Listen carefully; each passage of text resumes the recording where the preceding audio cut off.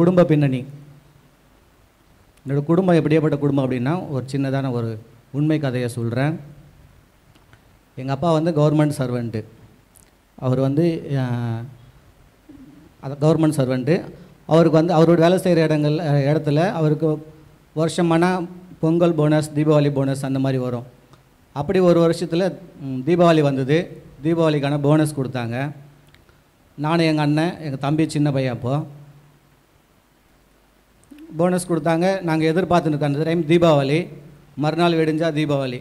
தீபாவளிக்கு அப்பா நிறைய பட்டாசெல்லாம் வாங்கிக்கின்னு நமக்கு தேவையானதெல்லாம் வாங்கிக்கின்னு வருவார். நாங்கள் எதிர்பார்த்துன்னு இருக்கோம். ஆனால் அன்றைக்கி பார்த்திங்கன்னா எங்கள் அப்பா அன்றைக்கி நைட்டு வரல, மறுநாள் காலையில் தான் வந்தார். அவருக்கு கிடைச்ச அந்த போனஸ் பணத்தை ஃபுல்லாக குடிச்சிட்டு மீதி இருக்கிற கொஞ்சம் காசை தன்னுடைய இடுப்பில் இருந்த அந்த பாக்கெட்டில் வச்சுட்டு அந்த சாராய கடையாண்டே படுத்துட்டார். அந்த நாளில் அந்த சாராய கடையில் இருந்தவங்க, அந்த விற்கிறவங்க அவருடைய பாக்கெட்டில் இருந்த எல்லா பணத்தையும் எடுத்துட்டாங்க.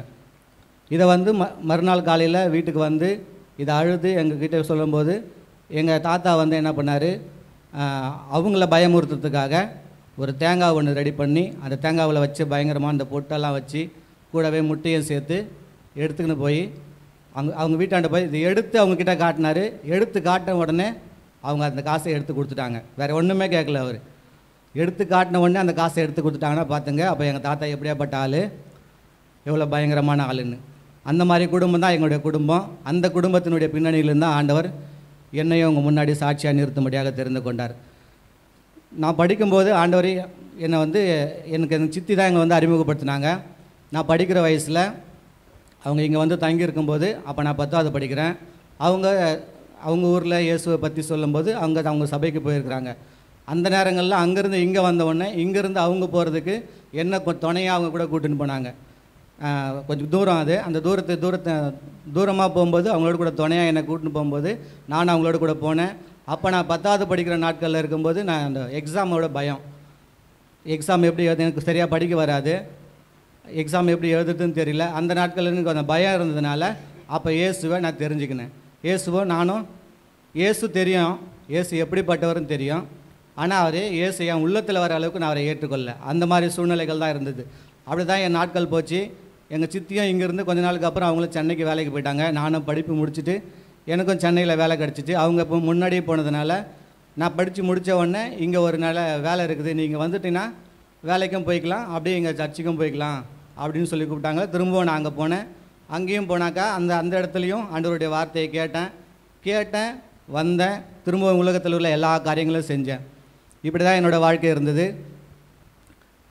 அந்த சபையில் இருக்கும்போது அந்த வார்த்தையை கேட்கும்போது நம்மளுக்கு கொஞ்சம் உற்சாகமாக இருக்கும். தொடர்ந்து நம்ம அதை கேட்கணும், ஆர்வமாக இருக்கும். கேட்டு வந்த உடனே திரும்ப என்னுடைய பழைய பாவங்கள் இப்படி தான் இருந்தது.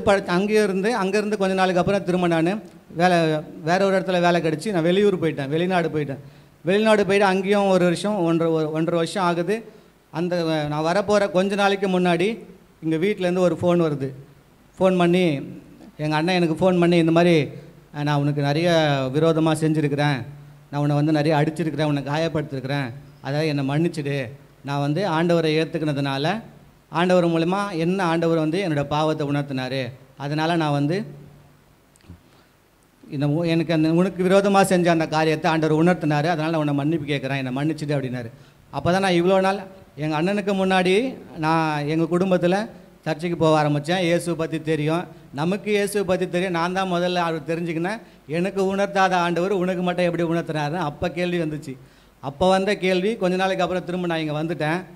வந்ததுக்கப்புறம் அவங்க போன இடத்துக்கு நானும் போக ஆரம்பித்தேன். போனேன், ஆண்டவருடைய வார்த்தையை கேட்டேன். அப்போ தான் பாவம் அப்படின்னா என்னன்னு எனக்கு தெரியும். பாவம்னா எது, ஆண்டவர் எதுக்காக வந்தார், எதுக்காக நம்மளை வந்து தெரிந்து கொண்டார், எதுக்காக தன்னுடைய ஜீவனையே கொடுத்தாருன்ற அப்போ தான் அதை அறிஞ்சிக்கிட்டேன்.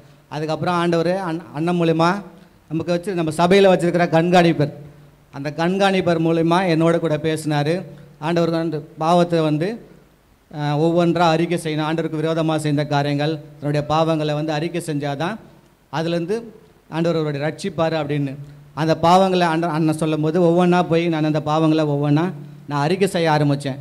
அறிக்கை செஞ்சு அதை நான் சின்ன வயசில் செஞ்சேன். நான் திருடினது, பொய் பேசினது, அப்பா அம்மாவுக்கு விரோதமாக செஞ்சது, விபச்சாரம் செஞ்சது, வேசித்தனம் செஞ்சது, கண்களின் இச்சை, ஆபாச படம், காம விகாரம், எல்லா பாவங்களையும் ஆண்டவர் ஒன்று ஒன்றா காமிச்சார். பேப்பரெல்லாம் எழுதுனா paper 2 long size paper 2 paper, அது 2த்தையும் எழுதிட்டு அண்ணங்கிட்ட கொடுத்தேன். அவர் என்ன சொன்னார், உன் பாவங்களை ஆண்டவர் இவ்வளோ காமிச்சிருக்கிறாரு, கடவுளுக்கு விரோதமாக செஞ்ச பாவத்தை கடவுளத்தில் அறிக்கை செய்யி, மனுஷனுக்கு விரோதமாக செஞ்ச பாவத்தை மனுஷனத்தில் அறிக்கை செய்யின்னு சொன்னார். நான் செஞ்சேன், திருடினவங்கிட்டையும் பொய் சொன்னதை அவங்கக்கிட்ட மன்னிப்பு கேட்டேன், அப்பா அம்மாவுக்கு கீழ்ப்படியாமல் போனது, யார்கிட்டலாம் நான் தவறு செஞ்சனோ மனுஷனுக்கு விரோதமாக செஞ்ச எல்லா காரியங்களையும் ஆண்டவரத்தில் அறிக்கை செஞ்சு அது மனம் திரும்பி அதுக்கப்புறம் ஆண்டவர்கிட்ட வந்து ஒரு நிச்சயத்தை கேட்டேன். ஆண்டவர் என்ன சொன்னார், நான் உன்னை அக்கிரமங்களிலிருந்து உன்னை மன்னித்து நான் உன்னை சகரியா 4:3 உன்னுடைய அழுக்கு வஸ்திரங்களை கலைந்து நான் உனக்கு புதிய வஸ்திரத்தை தரிப்பித்தேன் அப்படின்னு ஆண்டவர் என்கிட்ட பேசினார். அதுக்கப்புறம் ஆண்டவருடைய காரியங்களில் ரட்சிக்கப்பட்ட உடனே திரும்ப வேலைக்கு போக ஆரம்பித்தேன். வேலைக்கு போகிறேன், இங்கே ஒரு நல்ல இடத்துல வேலை கிடச்சிது. அந்த வேலைக்கு போயிட்டு இருக்கும்போது என்னுடைய வாழ்க்கையில் திரும்ப ரட்சிப்பை நான் இழந்து போகக்கூடிய ஒரு தருணம்.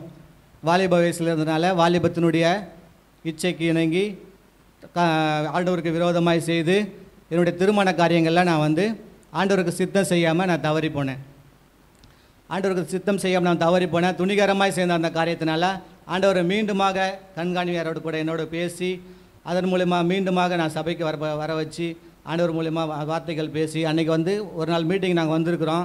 நாங்கள் வேறு இடத்துல இருந்தோம், திருமணம் செஞ்சு நாங்கள் ஒரு நாள் மீட்டிங் வந்திருந்தோம். இங்கே வந்திருக்கும்போது இப்போ கிருபானை வந்திருந்தார். கிருபானை எல்லாருக்குமே தெரியல. கிருபானை வந்து மீட்டிங் முடிஞ்சு கிருபானைகிட்ட நான் பேசினேன். இந்த மாதிரி ஆண்டவர் அவருக்கு தெரிஞ்சிச்சு, அவரும் என்னை கூப்பிட்டு பேசினார். நானும் அவர்கிட்ட இந்த மாதிரி காரியங்களை சொன்னேன். ஆண்டவர் உனக்கு கிருபை தான், ஆண்டவருடைய கிருபை தான் தம்பி, உனக்கு கிருபை இல்லாமல் ஆண்டவர் உன்னை மீண்டுமா தெரிந்து கொள்ளப்படலை. எத்தனையோ பேர் ஆண்டவரை விட்டு வழி விலகி போகிறாங்க. ஆனால் ஆண்டவர் உன்னை நேசிக்கிறதுனால, ஆண்டவர் உனக்காக ரத்தம் சிந்தினதுனால, நீ விலை இல்லாமல் மீட்கப்பட்டதுனால தான் ஆண்டவர் மீண்டுமாய் உன்னை தெரிந்து கொண்டார் அப்படின்னு ஆண்டவர் அன்றைக்கி சொன்னார். அன்னையிலேருந்து இன்னி வரைக்கும் ஆண்டவருடைய அந்த கிருபையை விடாமல் நான் பிடிச்சிக்கினேன். என்னோடய வேலை ஸ்தலத்தில் வேலையில் வந்து நான் வந்து வேலை செய்யும்போது ஒன்றுமே தெரியாமல் தான் நான் வேலையில் போய் சேர்ந்தேன். நான் சேர்ந்த கொஞ்ச நாட்களில் ஆண்டவர் நாங்கள் செய்கிற வேலை வந்து ஒரு குழுவாக தான் சேர்ந்து செய்வோம். அந்த மாதிரி குழுவாக சேர்ந்து செய்யப்படும்போது ஆண்டவர் வந்து அந்த இடத்துல ஆண்டவருக்கு அப்போ வந்து நான் ரட்சிக்கப்பட்ட மனம் திரும்பின பாவத்திலேருந்து வெளியே வந்து ஆண்டவருக்கு அங்கே உண்மையாக நான் என்னுடைய சாட்சியை காமிச்சிருக்கிறேன். அந்த நேரத்தில் அவங்க கூட வேலை செய்யும்போது அவங்க ஒரு தவறான ஒரு காரியத்தை செய்ய சொன்னாங்க. அந்த தவறான செய்ய சொன்ன காரியத்தை வந்து நான் செய்ய மாட்டேன், எனக்கு அது பிரியமில்லாதது, கடவுளுக்கு பிடிக்காது, அதனால் நான் செய்ய மாட்டேன்னாங்க. அதனால் நான் ஒதுக்கப்பட்டேன். வேலையை நாங்கள் குழுவாக செஞ்சு செய்யும்போது ஒரு அதிகாரி இருக்காருன்னா அவங்க கீழே தான் நாங்கள் செய்யணும். அப்போ என்ன பண்ணுவார், அவர் வந்து அவங்கக்கிட்ட வந்து எங்கள் சூப்பர்வைசர் நீ அங்கே போ, அந்த டீமில் போய் செய்யும் அப்படின்வார். அவங்க என்ன பண்ணுவாங்க, என்ன வேணாம், அவன் எனக்கு தேவையில்லை, வேறு யாரானா அனுப்பு, அவன் எனக்கு தேவையில்லை அப்படின்வாங்க. அப்படி இருந்த இடத்துல இன்றைக்கி நாட்களாக ஆக நாங்கள் கிறிஸ்துவுக்கு உண்மையாய் இருந்ததுனால சாட்சியாக ஆண்டவருடைய சாட்சியாக நான் காண்பித்தனால இன்றைக்கி எனக்கு அவன் தான் வேணும் அப்படின்ற அளவுக்கு கூப்பிட்டு ஆண்டவர் வேலையில் என்னை உயர்த்தி வைத்திருக்கிறார். என்னுடைய ஆபத்து காலத்தில் அவரை நோக்கி கூப்பிட்டேன். எப்போ அப்படின்னாக்கா நான் வேலைக்கு ட்ரெயினில் போயிட்டு வந்திருந்தேன். ட்ரெயினுக்கு போயிட்டு வரும்போது ஒரு நாள் ஒரு ஸ்டேஷனில் வந்து வண்டி கிராஸ் பண்ணுது. அப்போ கொஞ்சம் நேரம் அங்கே நிற்கும். இறங்கி நானும் இன்னொரு சகோதரராக 2 பேரும் பேசியிருப்போம். அவரும் வந்து ஒரு சபைக்கு போகிறவர் தான் அவங்க ஊரில். அதனால் ஆண்டவர் காரியங்களை குறித்து நாங்கள் பேசின்னு இருக்கும்போது திடீர்னு ட்ரெயின் எடுத்துட்டாங்க. அன்றைக்கி ட்ரெயின் வரும்னு சொல்லி கொஞ்சம் கிராசிங் போட்டாங்க. ஆனால் உடனே ட்ரெயின் வராதனால உடனே எடுத்துட்டாங்க. நான் அவசரமாக ஓடி போய் ஏறுறேன். ஏறி தவறி காலை வைக்க முடியாத ஸ்லிப் ஆகிட்டேன். ஸ்லிப் ஆகிய உடனே ஆண்டவரே இயேசுவே அப்படின்னு கூப்பிட்டேன்.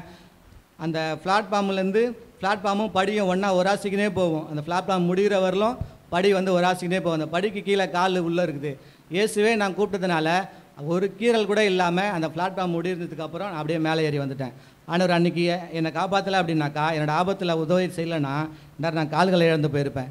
அடுத்ததாக இன்னொரு விஷயம் ஆண்டவர் செஞ்சது. என்னோடய ஆபத்து காலத்தில் நானே என் மனைவி ஹாஸ்பிட்டலுக்கு போயிட்டு இருக்கும்போது நாங்கள் 2 பேரும் பேசிக்கிட்டே போயின்னு இருக்கும்போது திடீர்னு ஒரு வேன்காரன் பிரேக் போட்டான். பிரேக் போட்ட உடனே ரைட்டில் போகலான்னு பார்த்தா ரைட்டில் ஒரு லாரிக்காரன் வந்துட்டான். லாரி பக்கத்தில் வந்துட்டான். நாங்கள் போகிற வேகத்துக்கும் அவன் வர வேகத்துக்கும் அடிச்சிருந்தா கண்டிப்பாக நாங்கள் இன்றைக்கி மறித்து தான் போயிருப்போம். அந்த நேரத்தில் கூட இயேசுவே எங்களுக்கு உதவி செய்யுங்கன்னு நான் உடனே அடித்த பிரேக்கு டேர்ன் பண்ணி இப்படி திரும்பி நிற்கிறோம். ஆண்டவர் அந்த ஆபத்திலிருந்தும் எங்களை காப்பாற்றினார். இல்லைனா ஆண்டவரோட நாமத்தை இன்றைக்கி சாட்சி சொல்லாமல் போயிருக்கலாம். ஆண்டவர் அதுக்காக தான் ஒரு வேலை எங்களை ஜீவனோடு வைத்திருக்கிறாரோ என்னவோ தெரியல.